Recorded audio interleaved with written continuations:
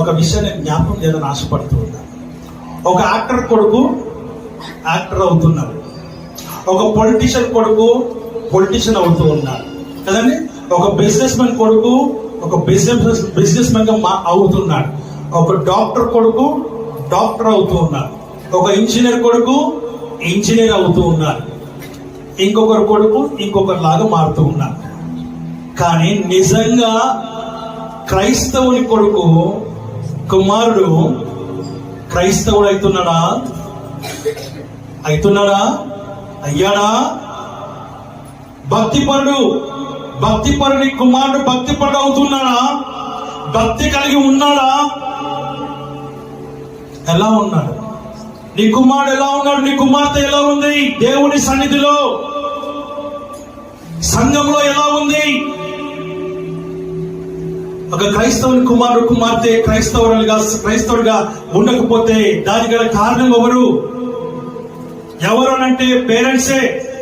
ఎందుకు వాళ్ళ దేవుని కుమారులుగా దేవుని కుమార్తెలుగా ఎందుకు వాళ్ళు మారట్లేదు? తల్లిదండ్రులు క్రైస్తవులే గాని, తల్లిదండ్రులు దేవుని బిడ్డలే గాని, మంచి ప్రార్థన పనులు, మంచి సంఘంలో ఒక మంచి చక్కటి పొజిషన్ లో ఉన్నటువంటి వాళ్ళే, సేవకుల ద్వారా మంచి పేరు సంపాదించినటువంటి తల్లిదండ్రులే. కానీ కుమార్తెల విషయానికి వచ్చినప్పుడు మాత్రము వారికి అరీతిగా లేరని సంగతిని నువ్వు జ్ఞాపకం చేసుకోవాలి. నువ్వు ఎప్పుడైనా చెక్ చేసుకున్నావా? నీ కుమారుడు ఎలా ఉన్నాడో, నీ కుమార్తె ఎలా ఉందో, ఏ రీతిగా ఉంది? రోజున ఉన్నటువంటి పరిస్థితిలో నీ కుమార్తె విషయమై, నీ కుమారుడి విషయమై ఎందుకు వాళ్ళు దారి తప్పిపోతున్నారు? ఎందుకు దారి తప్పి ఉన్నారు? ఎందుకు క్రైస్తవుడిగా లేడు? ఎందుకు క్రైస్తవులుగా లేదు అన్న సంగతిని నువ్వు ఎప్పుడైనా ఆలోచించినావా?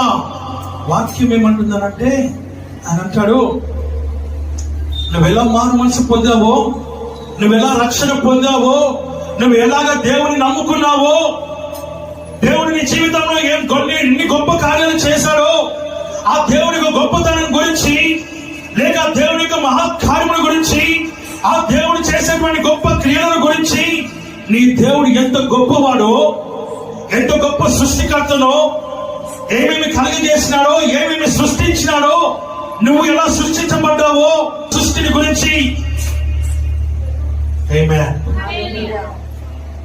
నువ్వు చెప్పాలి. వాళ్ళు వినలేదు కనుకనే, వారు ఇంకా తెలుసుకోలేదు కనుకనే, వారు గ్రహించడానికి రాలేదు కనుకనే వారు క్రైస్తవులుగా మారలేదు.